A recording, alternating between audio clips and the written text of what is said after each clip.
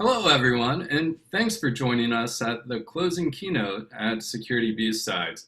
It's been a trying 5 months for many of us, going from commuting every day, seeing our friends and family, hanging out at events like this, to, at least in my case, barely leaving the house in 5 months. I think we're super fortunate to have such a strong community in organizations such as BSides Columbus to help keep these things going. The community is super important, and organizations like BSides Columbus help sustain the community. So thank you. Thank you for being here. Thank you for supporting the community. And especially thanks to the panelists here for agreeing to continue to participate in the conference. I'm really excited for our conversation here today. And really, how we're going to start first is just do some quick introductions. And I'm super excited too. This all-star panel has nearly 100 years of combined experience. Like, how often do you sit in a room with some folks and have nearly 100 years of experience? And that's just incredible. And even better, it's some of my favorite people. So I'm super excited to be here talking with you and the panelists here today. First, I'll introduce myself. My name is Warner Moore. I've built over 6 security programs, security and privacy programs in some case. I'm losing count at this point. Many of them have been in security or really tech startups and young companies, growth companies. And this includes innovative companies such as 2Checkout, Cover My Meds, Bold Penguin. After building a bunch of security programs, I decided to switch things up a little bit and founded a strategy consulting firm called Gamma Force. And right now I'm serving as virtual CISO for Smart Columbus and Deep Lens. Today, we have so many tenured and respected folks in the industry. First, I'd like to quickly introduce each of you, and then I'll give you a moment to share anything more you'd like to share about yourself. It could be professionally or your favorite anecdote of the week, whatever it may be. First, I'd like to introduce Jesse Throwe. Jesse is a technologist and among the first security personnel that were hired at Cover My Meds. He got to see the security program built from virtually nothing to help create security operations capabilities in the organization as a security engineer. And now he's managing the security operations team. I'm excited to have Jesse's perspective with us today. Is there anything else you'd like to add to that, Jesse? Other than I think you just called us all old there a minute ago. No, it's great to be here. It has certainly been a journey, both to Cover My Meds and elsewhere in my journey. CMM has come a long way, and we, became the largest unicorn, as it were, to exit the market at $1.4 billion. Now a subsidiary of McKesson Corp, that brings a whole other series of interesting challenges that we have learned to adapt to and modified the security program since accordingly. Going from a Inc. 500, fastest growing company, to a Fortune 5, McKesson's one of the biggest companies in the world. I'm sure there's all sorts of fine stories there. Thank you, Jesse. Next, I'd like to introduce Matthew Brendan O'Connor. Matthew goes by Brendan, so I'll be referring to you properly here on out. Brendan and I have known each other for a long time, and it's funny, he's worked with all sorts of different organizations, and we kind of used to poke at each other between startup life and different sorts of professional life. And after having such a tenured career, Brendan decided to be the first security person at Root Insurance. And Root Insurance is a, fast-growing tech startup here in Columbus, Ohio. And they are a unicorn. In startup land, that means valued at $1 billion or more. So they're a pretty big deal. And Brendan's experience as the first security person at a growing unicorn startup, I'm super excited to have on the panel with us here today. Since then, he's joined Checkpoint Security. Anything you'd like to add there, Brendan? Well, I'd just like to thank you and the other members of the panel. I've known you guys for quite a while.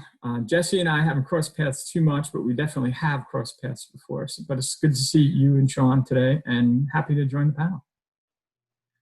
Thanks so much for being here, Brendan. Now I'd like to introduce Shawn Sines. Shawn, like the other panelists, we've known each other for quite a while. In Columbus, we have such a great cybersecurity community, as demonstrated by all of you here at BSides Columbus today. Shawn has a seasoned and diverse career, having served as a Marine, a consultant, an engineer, and leader for companies across industries. Currently, Shawn is serving as a security architect for a Series A startup that is growing fast. And that tech startup, Complex, I'm excited to hear some of the lessons he's going to be sharing with us from his time there today. Anything you'd like to add, Shawn? Well, and it's funny, Jesse was talking about the transition from a standalone startup to a corporate organization. And the last 2 years I spent at Vertiv kind of doing the opposite, where Vertiv spun out of Emerson and became a startup. And so I think it'll be interesting as we're talking to see just the different perspectives on kind of that same journey and both sides of it. That 100 years of experience coming out. I'm going to keep that going. Yes, we're old, we get it. Well, in a startup, things are often greenfield. What that means, it's a blank slate. You can do what you want, right? What are some opportunities or thoughts on building new security programs or solutions in a startup? Would you kick us off with your thoughts on that question, please, Brendan? Oh, absolutely. You're right. It is entirely greenfield. That was one of the things that really attracted me to working for a startup. I was thrilled with the idea of being able to get in and just build it. Like you said, building security programs is something you've done before. It was fantastic. One of the things, I'll tell you, you're asking for lessons learned or things that I did. One of the things that I took advantage of in the greenfield was to try to avoid point products. Since I had greenfield, I decided that I didn't want to have 30 vendors. I'd rather have 3 or 4 or 5. And that was a great experience, just trying to find vendors that hit multiple problems and did it well, and then work with them from the beginning to build the security program. And the kind of vendors that work well with a young company or a more innovative company are often fundamentally different than the kind of companies you see, the logos you see in these big corporations in our city around us. Do you have any thoughts you'd add on greenfield environments there, Jesse? Yeah, I think one of the interesting challenges that we face with smaller security programs is adapting to the business. Enterprise security is largely, in some ways, very static. You know, you've got this large scale problem and most organizations build piles of bureaucracy to work around it. Especially as a startup or a smaller organization, your biggest strength is your agility, your ability to adapt to change. And the security program needs to kind of lean into that to some degree in order to ensure the business is successful. The way that I've historically approached it is I tend to take a very risk-based approach. Let's understand what the risk is and articulate that to the business and work with the business to figure out how best we can mitigate that risk. A bang for your buck, as it were, seems to give us the best approach and allows us to continue to modify and continue that conversation as that risk changes, as the organization grows and changes. I love that, Jesse. How can you support or enable the business? That's something that's so often missed in security teams these days. And corporations or bigger companies, sometimes we still get away with that, right? The Department of No is slowing down the business. in a startup or a young company, you slow down the business, you probably won't be there very long. So it's a really different situation culturally, but it's also an opportunity too, an opportunity to innovate because you're not stuck with piles of legacy cruft. Can you tell us about some unique opportunities where you've had to innovate in security in your broad and diverse background, Shawn? Ooh, innovation. Yeah. Just about every organization. It's funny, we're focused on talking about the startup lifestyle, but it's funny, again, playing on the 2,000 years of experience or whatever we have on the panel. Now he's calling us old. Yeah, I figure I'd get in on the game. The thing I've seen in my career is that security has gone from a checklist kind of function to a storytelling function, right? The most effective security programs understand how to translate, what does the business care about to what does the technology need to deliver?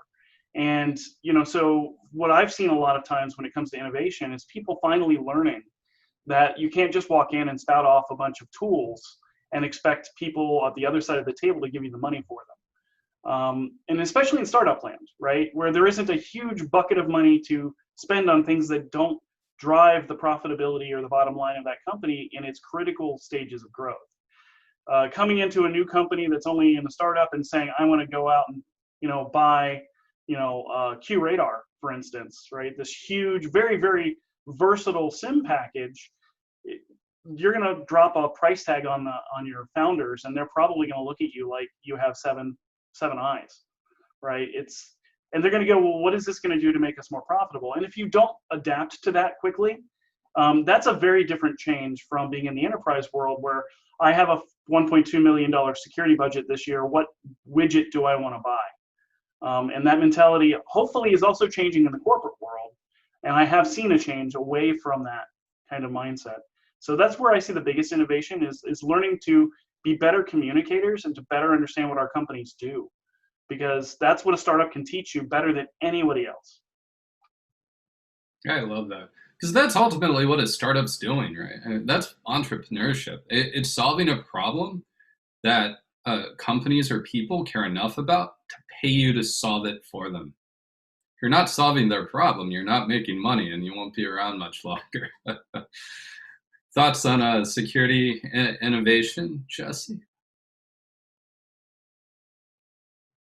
I definitely agree with Shawn there. It is very interesting now being on the other end of that, and one of the more recent challenges that I've had to embrace is helping one of the largest organizations in the world understand that difference is okay, and give them that confidence and that transparency to move forward. Because at this point, it's not the scrappy startup with the small founder who's accountable for the risks that we take on. It's somebody far removed from the program at some C-level that ultimately is, and they want things like data, and that's totally understandable and acceptable. And so we've had to kind of build a little bit of process that didn't have before, and that comes with its own fun, as especially those who knew the place before start to grump about, well, it's not the way it used to be, and helping them understand why it's important and why it matters. So I guess that's my takeaway. My biggest note is the helping to understand the seek to why isn't just at the top level. It's also sometimes at the bottom. You need to help your fellow SMEs and peers understand why we need to do these things and win hearts and minds. Very insightful. Thank you. Brendan, security innovation. I really liked what Jesse and Shawn both said, and I'm going to try and combine them a little bit.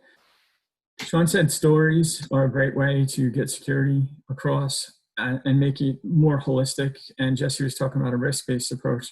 My experience with startups and innovation and security is very interesting, and you learn this lesson if you're in IT or information security long enough and you progress enough. You learn the lesson that the business is much more important than what you do, and that you're really only there for the business. But in a startup, you learn that lesson very fast and you learn it very, very thoroughly. So it was very interesting to realize that risk started with the CEO, CTO, CFO, Chief Legal Officer, and it went down from there. So we had to keep in mind, there were certain security functions that we could not do right away, even though they might have been considered slightly basic, because you weren't sure whether the doors are going to be open 2 weeks from now. And I'm talking very early startup, obviously. As time goes on and as you start to meet goals and see yourself doing very well, then things change and you start to advance and you start to mature your program. It's just really interesting to see how it's totally focused on risk. You're in the same way that you do in a Fortune 500 company, where you stack your risks and you address the ones that are the highest and the most impact. But it really is much more sharply focused on the innovation that happens in a startup. You just cannot do certain things until a little bit more maturity is gained in the business, not even in the security program. Yeah, in the business, right? Because if the business isn't working, well, your paycheck might not be working. Those fundamentals become so much more real in environments like that. Absolutely. So in startups, right, operating on burn rates, where you're spending more money than you're making, spending investors' money, and that's in later stage, right? In earlier stage, concept seed, there aren't always big budgets or big vendors. So, like Shawn exampled earlier, showing up and talking to the founders with a six-figure cost for a technology or vendor product, that just might not work. Right? Not in a young company. Shoot, even in a later stage company, that might not work. That's a lot of money when you're not publicly traded. What are some ways you've tackled security solutions with less resources? You want to kick us off with that one, Shawn? Sure. So I guess one of the things that happens in startups that's a little bit different, I think, than in the corporate world is my hiring practices were different, right? I would hire for utility rather than speciality in that world, because I needed to solve multiple problems with a very finite pool of people. And when I couldn't find people who could do those specific things, I grew them. I would find somebody with a lot of potential and I threw a lot at them. And that's stressful, but I think everybody comes out of that experience probably stronger practitioners. So solving problems always meant, looking at the tool bag and making sure you had, kind of the Alton Brown mentality. In a kitchen, you never want a tool that does one thing, right? A tool needs to do 2, 3, or 4 things to be useful and to have it in your drawer. And I think that that's a lesson that a lot of corporate security people could learn. Like that. Thoughts on small budgets, big solutions, Jesse? This is one that you know all too well, since you and I lived to a good chunk of it at Cover My Meds. I definitely agree with Shawn. We would sometimes hire differently than you would in a large corporation. You would grow people, and that is really awesome when it succeeds. Watching your peers grow and change in that way. I think part of that becomes you get very creative with your solutioning. You don't have that, the $1.2 million IT budget. You've got a customer is demanding, or a compliance requirement is demanding that we solve a thing. How do we check the compliance checkbox and actually drive value is often the business driver for that kind of a thing in that time frame. And so you get creative, and so it becomes a lot of, at least in our world, became a lot of building open source tooling and taking a bunch of baling wire and duct tape and bundling it together to build something that was something we were proud of. It was awesome in its own right. It was, a little janky, but it worked, and it worked well for our purposes. Yeah, you fight scale, right? And the problem you risk with a startup is if you have explosive growth in that first 2 or 3 years, that solution you built to solve the problem that first year may fall apart as soon as you get success. And then you have to redo it. And yeah, that's always fun, I guess is the best way of putting it. Mhm. It is in its own way. I think my favorite analogy on that one, we set up a on-prem mail solution using it was a basic HA setup, and it's mail. You don't think about it, right? Fast forward, I think it was 2.5 years, we discovered that we were sending so much email that we were tipping over the relay. And so we had to go and rebuild the HA for, I think it went from 2 to 5 nodes and all the additional things that you have to add around DNS and whatnot for it to do the load balancing scale at that point. It is totally a startup kind of problem. I suspect at the stage you joined Root Insurance, budgets might not have been constrained, but I'm sure it was maybe a culture shock relative to big corporate budgets. Any lessons you'd like to share on that subject with us, Brendan? I think that the budgets were pretty well established by the time that I joined. You Typical Zoom problems. So I think I was employee number 240. So by that time, the budgets were fairly not constrained. But still, I was very conscientious of it. You never want to have a security budget that's so big that you're drawing attention. I mean, that's a very bad thing in any size company. So we were trying to be innovative with how we dealt with things. Root had a very great advantage in that they had some really, really brilliant developers who had done a lot of block and tackle before I got there. And they were available to assist as well. So if we had a security concern with something that they were doing, they were able to come and work with us and figure out a solution. Sometimes it was some extra code. Sometimes it was reconfiguring some stuff in the cloud provider. They were just really, really good at it. One of the challenges we had that really made a difference was we didn't use Active Directory, which is very, very interesting when you're trying to be an innovative small company and move forward. Try to get a huge vendor or even a medium vendor to understand in the beginning of the meeting that you don't use Active Directory. You actually have a lot of meetings that end quickly. But that was a small challenge. One of the innovative things that we did for budget and for solving that problem was we actually used the same community that we were part of. We very often found ourselves looking to startups. We also did, as Jesse said, open source was a big thing at Root, but we also turned to startups. We turned to companies that were in the same boat or maybe earlier stage startups even, and found that they had really innovative solutions that could help the startup community with their problems and innovation. I love that you mentioned that. And tech executive circles, locally, we have such diverse companies. Often I'll be surrounded in a room by folks who work at some of the biggest companies in the city. And one of the things I always share is it is our responsibility to support young companies.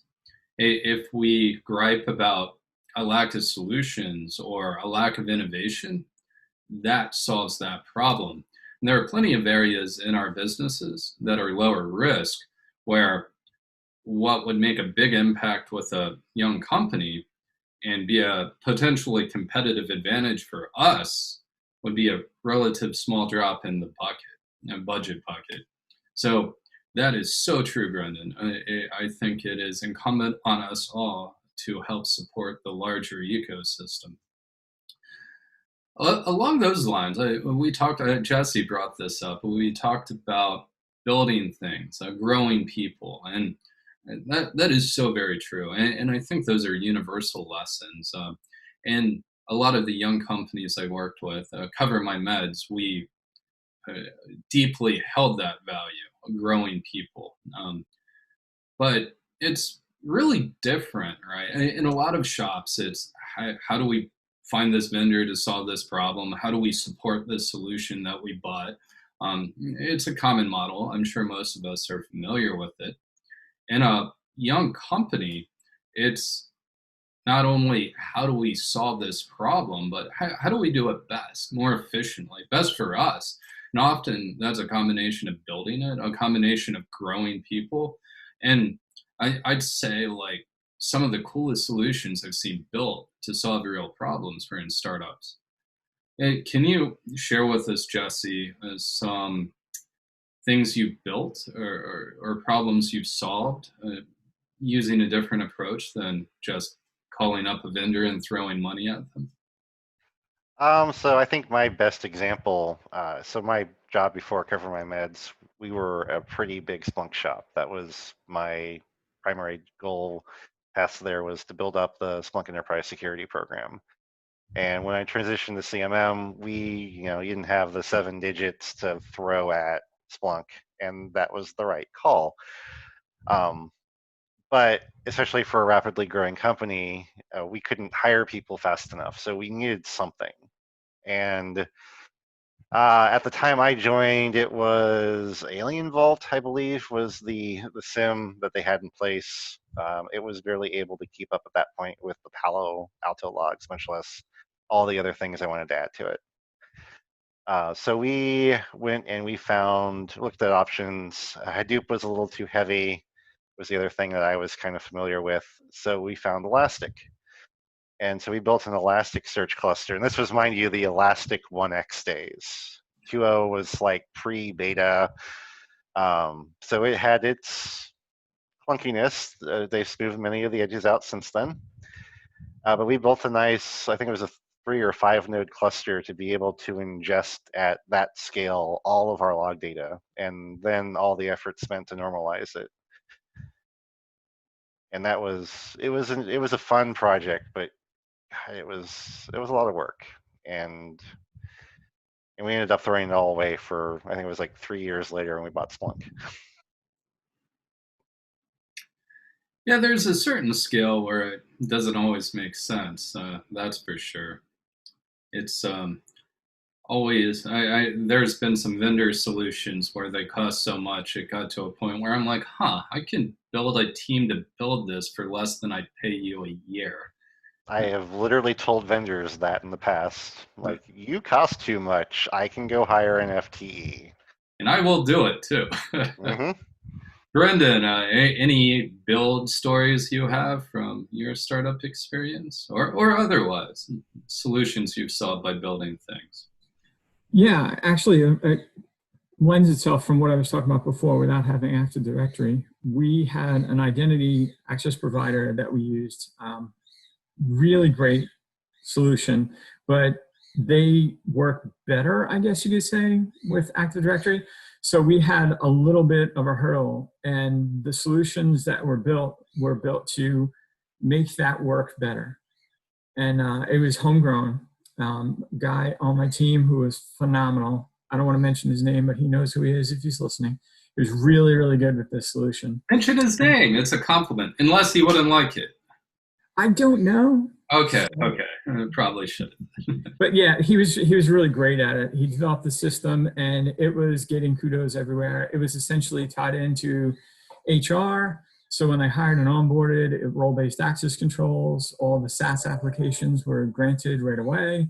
It went into the tool and did its work, and it didn't rely on Active Directory. So it was a phenomenal piece of work that we did from the ground up. And I think there were some people at the company who were questioning the time to build until it was done. And then it was obvious that we just saved a hell of a lot of money, time, and effort because we didn't have to roll out Active Directory. That was a great situation. It's funny, folks hear that, and it's probably mind-blowing. No Active Directory. I've made a conscious effort to avoid it. And really the past 5 years, because with young companies, greenfield environment, modern technologies and solutions, it doesn't usually make sense. I agree. It's the SaaS applications that everyone is using nowadays. And if you're in a company that doesn't think they're using SaaS applications, you probably are, and you just don't know it yet. And that's just the honest truth. Get like a firewall check or SaaS application check. You'll be shocked. I can tell you early on in Root, it was probably around 250 to 300 employees. We ran a firewall check for about an hour. And we were sure we had somewhere around 30 to 40 SaaS applications. We could count officially a certain number, and then we figured there'd be more. There was more than double what we thought. as a fairly generous. And we knew that would happen because that's the story that everybody tells. So it wasn't shocking. It was actually slightly lower than I thought it might be in a nightmare situation. But this tool helped a lot. It helped gather all those various resources. It helped us identify them. It helped us correct them, bring the identity under proper controls. It was really well done. That's great. Yeah, there's so many great modern identity solutions now that didn't exist before. There are really multiple good ones to choose from. No one's paying me, so I'm not going to name drop them. I wouldn't anyway, right? But there are a lot of good solutions out there. So, before we continue, anything you'd like to add to that subject, Shawn? It's funny because my example is a combination of both Jesse and Brendan's situation. We're working with startups, and this is in my consulting days as well as my employee days, right? Putting together for small organizations that, this is a hosted platform for web pages, the company I was working with at the time. And they don't have an Active Directory. They also don't have a SIM. So we're having to find a way to solve that problem at the same time because their customers are coming in and wanting to audit, right, from compliance perspectives. And they're going, so how do you manage these things? And the answer that they have is, well, there's a form on a desk that I give to somebody in HR, and then something happens and it's magic and we don't really know, which is very typical in the startup world, right? It's magic that anything gets done on a daily basis. But so we ended up doing something like building a security onion appliance that also fed into an Elastic stack, right? And we knew day one, we started this project knowing this is going to get thrown away in a year, right? That was the premise. And when we sold it to management, we said, look, we're using open source tools. This will not scale as the company grows. But right now, you need to hit your compliance objectives. So these are the tools that we can put in place to do that. And for a directory, they were a Google customer, and they're like, well, just use Google's directory. And we're like, yeah, well, there's some limitations there.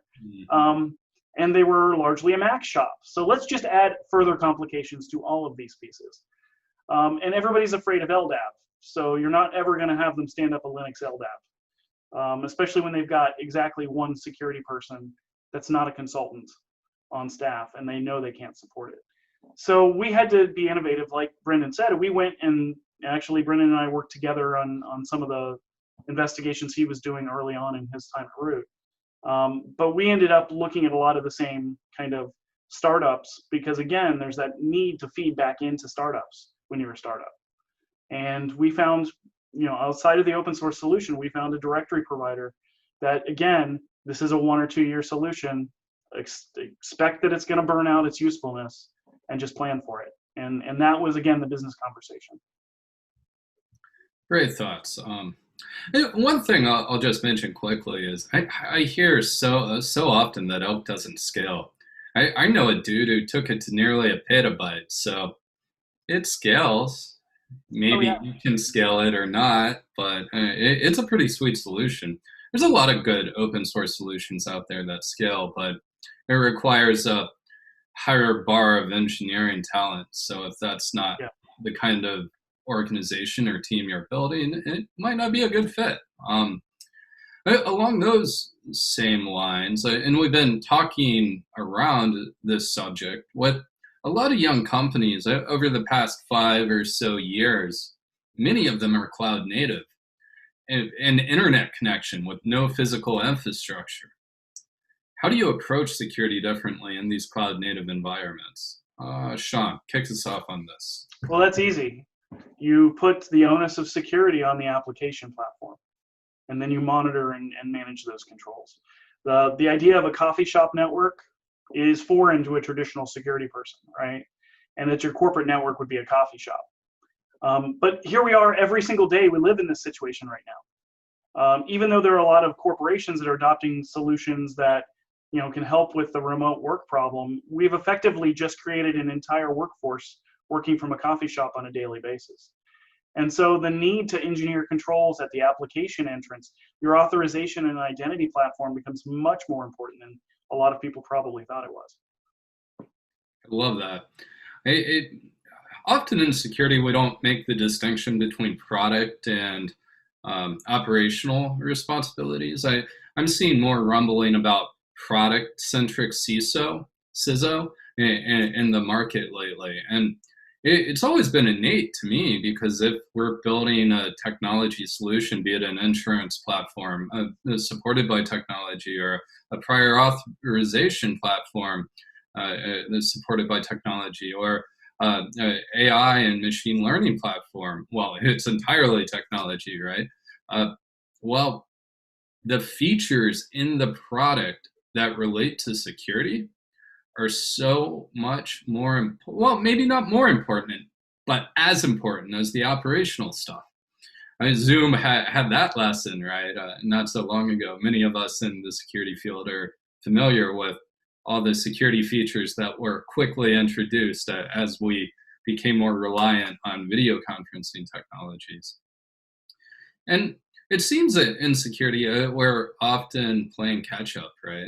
In startups, it's often a new environment without legacy craft. And at a past shop, I used to call it unicorn catching, right? Because we solved some unicorn problems that an organization with 20 years of history wouldn't be able to at least would not be able to tackle easily. It was difficult for us too, but we could do it. What are some unicorns that some of you have caught, and some problems you've solved that in most organizations you wouldn't be able to solve? And this will be our last conversation before we move to closing thoughts. Want to kick us off on this one, Jesse? Oh, that's a hard one. If I had to point at one thing, I would say the automation. And I will wholeheartedly admit that it's imperfect still to this day. But like I mentioned earlier, scaling at humans just doesn't work, especially in a startup. And so you have to build things intelligently and strategically in order to be able to keep up. And so a lot of our pipeline is computers talking to computers. And I think that's actually interesting for us in some of this conversation. Cover My Meds is probably one of the last large companies startups that have become a large company that built an on-prem infrastructure. We have actual blades inside a data center doing actual bit fiddling. And to be completely honest, I can guarantee you if we had to rebuild it today, it wouldn't happen. It would all go up in the cloud. And we'd be leaning a lot heavier on SaaS applications and things to solve our problems that they simply weren't options back then. The security model in the industry hadn't matured at that point to allow for PHI type handling in most of those instances. Again, Warner's painfully aware of that whole conversation. All we needed was about 9 months and it would have been fundamentally different. Yep, but the timing just wasn't there back then. So if we had to do it today, it would all be a bunch of APIs talking to APIs. And that's actually the cool thing about a lot of SaaS applications is it's all natively built in. I had to spend so many conversations with vendors because I literally told a vendor at one point, I think it was around the WAF, I'm willing to lose some operational control strength in order to allow for automation. And I meant it. As long as tool B met the job, if it had the API strength, long term it would be a better play in most cases. And they were one of those old fuddy-duddy companies that didn't understand it, and their UI shows it because it looks like it comes from Windows 2000. So yeah, it's a thing, and I think that that's very important and will continue to only become more so as we become security practitioners in the cloud-first world. So interesting, right? How things change with time. I'm working with a technology company that's 100 years old, right? The same engineering mindset. The things look way different when you have a 100-year history to pull from. Brendan, unicorns you've caught, and then after that, after your thoughts on this subject, we will transition to Shawn, who will be encouraged to share his closing thoughts. Absolutely. So one of the challenges that we had at Root was we not only were very innovative, very fast, and we were cloud native. They had no data center at all. So it was very interesting, as Shawn mentioned before, the coffee shop mentality. The office was a place where there were meeting rooms, and your compatriots were easy to find if you wanted to get up and walk over to them. But it wasn't necessary. There was no application on premise. I honestly don't recall if they had a single thing on-prem. Everything was a SaaS app or in cloud provider.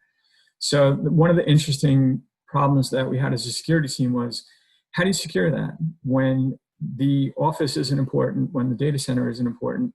How do you actually get those devices to be secured? So we built a lot of infrastructure in SaaS applications as well in order to handle that, which was exactly the right way to go. Because if you have somebody who is just going to be on the internet, where they are is irrelevant. Even if they're in the office, it's irrelevant. You really have to do SaaS applications so that when they connect, their agent, if it's an agent base, is going to check in. And that was the way to do it. We managed to do many, many security features and functionalities that way. And that was a lot of fun because you did gain some limits because some of the more entrenched vendors in the security field did not have that type of an offering yet. But you really did have a lot of opportunity with new startups and new innovations in the field. And we were able to take advantage of a lot of it and build up client security. Because as I started, we were a little bit different. Even though we were all that innovative and cloud first and everything, we also had regulatory compliance. So we had to control our endpoints at a certain bar. There was no if and but. We had to do it. And that was really the interesting unicorn chase that I had. That's great. Thank you, Brendan. Yeah, I love the contrast between the conversations Jesse and Brendan, right? Because Cover My Mat, don't quote me on this, is probably 15 plus years old in the timing. And then Root is 5-ish years old, right? So similar ethos, a similar approach, but just due to the timing, the solutions are slightly different. I don't spend much time with physical infrastructure these days. Let's just put it that way. This has been such a great conversation. I appreciate all your thoughts, and thank you so much for that. Shawn, any closing thoughts before we wrap up? Yeah, so we spent a lot of time talking about the challenges and the advantages of being in a startup, and I keep bouncing back and forth between consulting and startups in the last few years because I find that I learn the most when I'm working with startups, and I'm challenged because I have very few resources and really interesting problems to solve. So if you're somebody who's been in an enterprise role and you're feeling a little bit stagnant and you want to see where the next path in your career could go, you need to consider startups. They will give you the opportunity to fail spectacularly and still learn something. When you often don't get that capability in a 200-year-old banking institution, right? So that's the big takeaway for me in my experience in both startups and consulting is consulting teaches you a lot, but a startup is really hit the ground running and you learn and you can fail. And it's good to fail. Much better than it is to succeed in many cases. I used to say 3 to 5 years in a startup, a growth company, and that's a key point. A startup that's growing is worth 15 years in a corporation, and depending on your role, might even be a mini master's of business as well, and mini MBA. Jesse, closing thoughts on startups and innovation? I definitely agree with Shawn. One of the things that especially now that I'm a leader, and not just a SME, but both as a SME and a leader, is that failure it's not exactly encouraged, but it's part of the process. We allow room for those people to stretch themselves and accept that you don't always get it right the first time, and that's okay. It's ingrained in the startup mentality because you're doing this cool unknown thing as a business in general.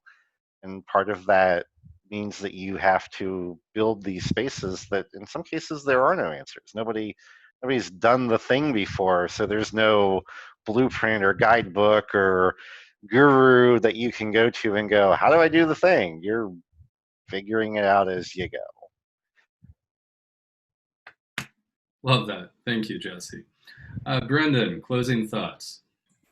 I wanted to close with a little story because it kind of summarizes some of what Jesse and Shawn said, and it talks about the agility and the innovation and speed and what you're able to do as a startup as opposed to a well-established company.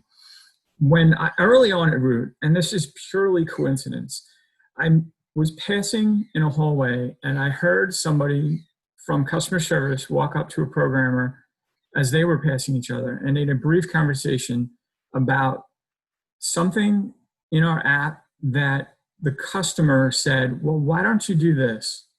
And the customer service rep said, that's a great idea, and walked over to programming. And this is about 10 o'clock in the morning, I think.